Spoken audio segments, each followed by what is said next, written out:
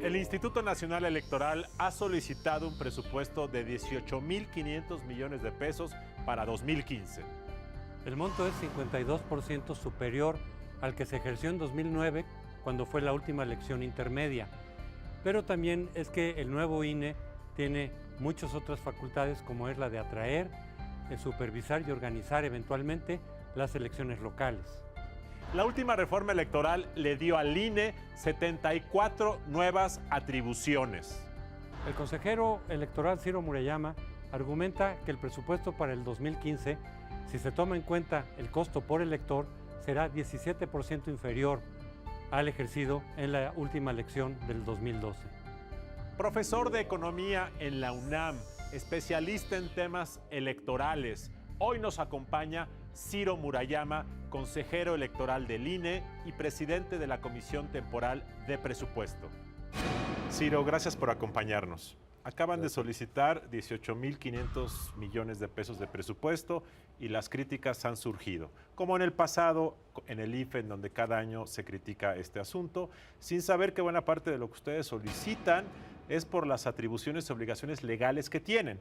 Antes de entrar al tema del dinero, yo quiero saber tu opinión sobre este incremento de atribuciones que tú has dicho es parte del hecho de que tengan que pedir más dinero para cumplirlas. Ha habido, creo que 150 nuevas atribuciones desde 2007 a la autoridad electoral y eso significa más gasto.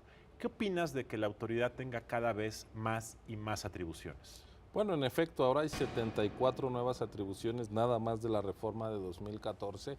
Creo que algunas se explican muy bien si se trata de tener un sistema de partidos con mayor transparencia, mayor rendición de cuentas, mayor fiscalización, y eso no se hacía lo suficientemente bien o a profundidad en las entidades. Ahora se crea pues una fiscalización desde el Instituto Nacional Electoral que irá a meterse a las campañas a diputados locales, a presidentes municipales, a gobernadores, pues eso implica una inversión. Otras que me parece que amplían derechos como la credencialización de nuestros connacionales que viven en el exterior, pues son muy, creo que pertinentes, y en efecto a nosotros nos toca pedir los recursos para que esto que está en la Constitución, en la ley, no sea un buen propósito programático más en nuestras normas, sino una realidad.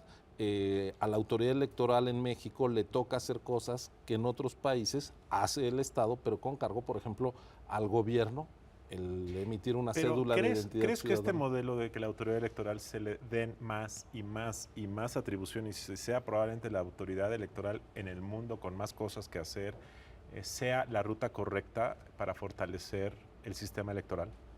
Mira, yo creo que no es un diseño de escritorio, sino que es una evolución que tiene que ver con nuestro contexto particular. El hecho de que el IFE y ahora el INE haga el padrón de electores y entregue una cédula, una credencial para votar con fotografía, que realmente usamos para muchas más cosas que para votar, fue por una cuestión de credibilidad, pero lo está haciendo bien la institución. Hemos visto un montón de proyectos del Registro Nacional de Población que fracasan una y otra vez. Si esta autoridad lo está haciendo bien, a mí no me parece que sea per se un mal modelo. El cálculo dice que para el presupuesto para el año que viene, que son elecciones intermedias, es 50% superior al que hubo en 2009, que fueron las últimas elecciones intermedias. Pero tú has dicho, no sé si sea correcto, que el costo por elector va a ser menor que en la última elección, aunque fue presidencial, la del 2012. ¿Cómo se hace este cálculo? Bueno, por un lado, desde que el INE, el IFE y ahora el INE es autónomo, el costo en términos reales de operación ha crecido un 30%, el padrón ha crecido un 60%. Para este año electoral, que se dispara siempre porque hay que hacer pues la impresión de boletas, la instalación de casillas, frente al último proceso electoral bajan los proyectos, los costos en un 10%, a pesar de que también ha crecido, por ejemplo, en 6% el número de casillas a instalar. Crece el padrón, crece la gente hay que llevar la casilla cerca de donde vive el ciudadano, aunque solo vaya a votar por diputados y por consulta popular y no además por presidente y senadores. Entonces el esfuerzo organizativo es prácticamente el mismo.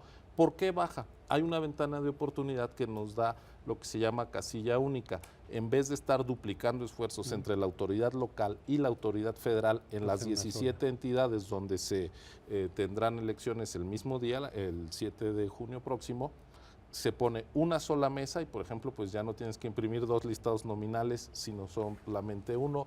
No tienes que ir a capacitar al 10% de la gente para la local y al 10% para la federal. Va a ser en total el 13%, ya no el 20% previo. No necesitas 4 funcionarios de casilla para la local y 4 para la federal, en total van a ser 6, ya te ahorraste ahí un 25%, entonces esas son las ventanas de oportunidad. En total, ¿cuánto crece frente a 2012 el presupuesto del instituto, incluyendo partidos y demás? Un 4%. ¿Por qué si ahorramos en proyectos del instituto crece de todas formas el presupuesto? Precisamente por las nuevas atribuciones y las nuevas áreas que nos encargan crear: la unidad de lo contencioso electoral, la unidad de vinculación con las autoridades locales y una unidad de fiscalización mucho más grande. Incluso nosotros desaparecimos uno de los centros del instituto, el Centro del Desarrollo Democrático, pues para no seguir multiplicando incluso los edificios que tenemos que alquilar para atender nuestras obligaciones de ley. El mes pasado, el INE publicó los lineamientos para la cobertura de las campañas 2015 por parte de los medios de comunicación. Los medios deberán de procurar un trato homogéneo en el número de entrevistas y reportajes de los candidatos. Los medios deberán de presentar la información de manera imparcial, neutral y objetiva. Los medios deberán privilegiar la información por encima de las alusiones privadas. Tiro, antes de pasar al siguiente tema, yo tengo 2 preguntas más. La reforma electoral centraliza muchas funciones en el INE. Uno esperaría que el aumento que ustedes solicitan por más obligaciones significara un decremento en los organismos estatales por menos funciones que llevarán a cabo. Sin embargo, yo creo que eso no ocurrirá. ¿Sabes si ocurrirá eso? Bueno, hay parte de lo que van a hacer los organismos locales que vamos a compartir como la casilla única. Nosotros en nuestra solicitud presupuestal tenemos contemplado compartir esos costos de las tareas que vamos a hacer conjuntamente y que implican una bolsa de 902 millones de pesos para todas las elecciones que se van a hacer en las 17 Pero, por ejemplo, la entidades. fiscalización que ustedes van a llevar a cabo de manera centralizada, yo supondría que los órganos electorales de los estados deberían de pedir menos dinero, puesto que esa labor ya no la llevarán a cabo. En efecto, incluso en las reformas legales que están haciendo algunos estados, algunas entidades, ya están desapareciendo la función de fiscalización y los cuerpos locales de fiscalización a los partidos. Algo que ha generado un poco de molestia, poca desafortunadamente, es que a nivel estatal los partidos políticos se aumentaron el presupuesto, pues a veces hasta en 50%, con el pretexto de que había que cambiar la fórmula. Esto me parece que esto sí no tiene ninguna justificación, Ciro, de que de la noche a la mañana esto ocurra. ¿Qué opinas? En efecto, yo creo que el financiamiento público preponderante debe de seguir adelante. A pesar de la mala fama del financiamiento público, creo que blinda al sistema de partidos de que dependan del poder económico o peor aún de dinero de origen delincuencial, pero yo creo que los montos pueden ser revisados continuamente a la baja e incluso diría, ahorita que se está discutiendo salario mínimo, sí hay que desvincular salario mínimo de financiamiento a partidos porque una recuperación de las percepciones de los trabajadores implicaría una escalada muy alta de los dineros de los partidos sin justificación.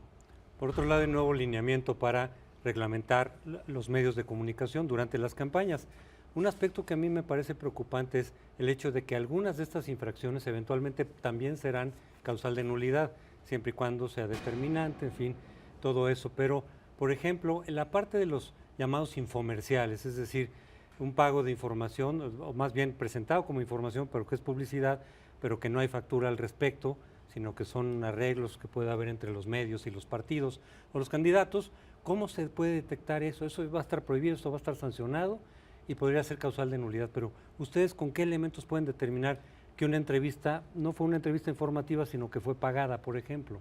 Bueno, la Constitución prohíbe que los partidos contraten tiempo en radio y televisión, ya sea en los tiempos de publicidad o peor aún, publicidad disfrazada. Lo que nosotros vamos a hacer es un monitoreo para espacios de noticieros que no tiene directamente un carácter vinculante de obligación al medio, sino simplemente registrar quién está haciendo una cobertura más o menos inequitativa. Por el lado de la nulidad de elecciones, en efecto, en esta reforma se metieron 2 causales que hay que aplicar y tomar con mucho cuidado, que es el uso del dinero como causa de nulidad para anular una elección y el mal uso de los medios de comunicación, y ahí pues yo creo que tendría que demostrarse fehacientemente que estas infracciones ocurrieron y que además son determinantes sobre el resultado de las elecciones. Mi criterio es que lo que hay que proteger es el voto del ciudadano. Ciro, yo creo que los lineamientos que el IFE antes y hoy el INE ha establecido, aunque no son vinculantes, han creado una mayor responsabilidad de los medios de comunicación, y yo he visto los datos históricos y en general ha habido un trato proporcional a la fuerza de cada partido. Siento que una vez que la industria empieza a ser más competida y la reforma en telecomunicaciones lo traerá, este tema de los lineamientos empieza a perder vigencia y necesidad. Y que en el futuro creo que ya no deberíamos de tener lineamientos una vez que hay competencia en la industria. ¿Crees esto? Bueno, a mí me parece que han sido un instrumento muy útil. Como bien refieres, venimos de unos años donde todavía en 1988 el 90 y tantos % del tiempo de los noticieros en televisión fueron al candidato del partido en el gobierno y toda la oposición tuvo menos del 8%. En ese contexto nacen los lineamientos y en efecto creo que el propio desarrollo democrático nos da un concierto de más voces, de más pluralidad, incluso en la propia industria de los medios, que naturalmente inyecta diversidad y pluralidad. En los lineamientos, el INE solicita una cobertura respetuosa y abierta. Se deberá de distinguir de forma clara aquellas que sean notas informativas, de comentarios u opiniones. El INE señala que los comunicadores tienen la responsabilidad de proyectar una visión lo más objetiva y apegada a la realidad. Se deberá respetar la vida privada de los candidatos siempre y cuando no tenga implicaciones en lo público. Hay quien piensa que en la cobertura mediática que tendría que hacer el INE también deberían de cubrir los programas de opinión. ¿Cuál es el criterio del INE al respecto? Bueno, el IFE y ahora el INE se ha prestado a medir lo que son los noticieros. A eso manda la ley. Yo creo que eventualmente puede pensarse en otros espacios, pero es más difícil establecer una metodología homogénea para comparar y quizá medir el número de apariciones y de menciones, de tiempo, de presencia de candidatos y distintos partidos podría ser una llave de entrada para contemplar estos otros programas. Piden ustedes, Ciro, crítica respetuosa, pero este adjetivo respetuoso pues tiene interpretaciones diversas. Para mí que un comunicador cuestione severamente puede ser algo válido para informar a la gente. Hay una posible perspectiva que incluso viene desde antes, yo formé parte de esa institución, en donde hay como el trato de la audiencia como infante. Entonces no puede haber crítica dura, no se puede uno meter en su vida privada, es una sugerencia que viene desde antes, pero ahora de este lado yo digo, bueno, ¿y por qué no? La gente quiere saber la vida privada de los candidatos. La vida privada de los candidatos a veces nos dice mucho de cómo se pueden comportar en público. Bueno, por lo que hace a la primera parte, o bueno, directamente a la de la vida privada, a mí me parece que todos los ciudadanos, aunque se dediquen a la política, tienen un espacio de privacidad, sus preferencias sexuales, con quién viven, qué hacen al interior de su casa, eso debe ser totalmente respetado, si no tiene que ver con la campaña. Y por el otro lado, yo creo que la severidad debe ser bienvenida, que pueda haber una crítica severa y al mismo tiempo respetuosa. Claro, la verdad es que muchos interpretan severidad con falta de respeto. Estoy totalmente de acuerdo. Severidad, crítica dura. Y lo privado me refería, cuando hubo este incidente del diputado del PAN en Puerto Vallarta, él decía que era vida privada. A mí no me parece que sea vida privada cuando te vas de fiesta con otros diputados y un grupo musical y bailarinas. Por eso yo lo único que creo es que sí, lo realmente privado es privado, pero la frontera es muy movible y se da lugar a algunas controversias. Y los propios políticos deben de entender que están expuestos a ese tipo de exposiciones. Por supuesto. Ciro, gracias por habernos acompañado. Al contrario, gracias a ustedes. Ha sido una emisión más de Periférico 1313. Muy buenas noches.